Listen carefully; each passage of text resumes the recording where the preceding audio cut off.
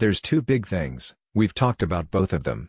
One is whether you want to be in the push business, the pursuit business or the attraction business. The other is whether you want systems and marketing assets or a lot of repetitive manual labor and random and erratic hacks.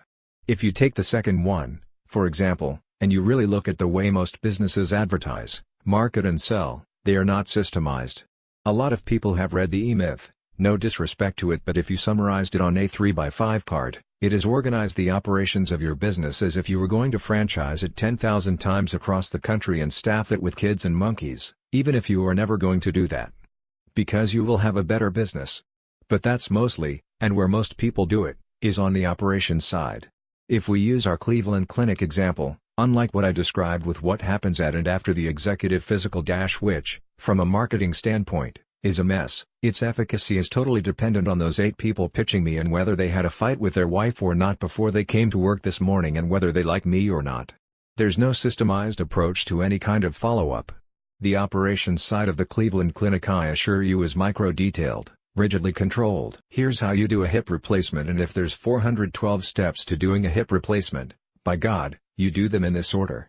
This one takes 17 minutes and it better not have taken 22 minutes or 6 minutes when we look at the film, etc. A lot of business really systemize their operations and, in many cases, they do it in part because they discover they have no choice. If they have employees and they send 4 carpet cleaners out to homes and they don't have the actual process of cleaning the carpet rigidly organized and mystery shopped and supervised and all that, each one of the 4 guys is doing it differently on different days. They are screwing up, they have poor customer satisfaction, etc. You see operations focused on from an organizational standpoint in a business. There's all sorts of software for it and surveillance cameras, and there's an entire industry of organization of operations as systems.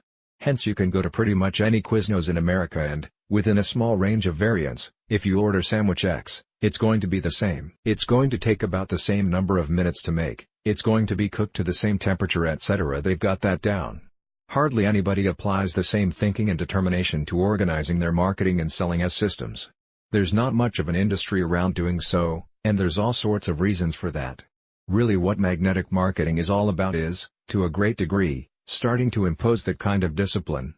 So you take a bunch of high-end, high-income financial advisors, I had 63 in a group, who bring people into workshops and schedule appointments, but only with a fraction of the ones who are there, the best ones, bring in half maybe.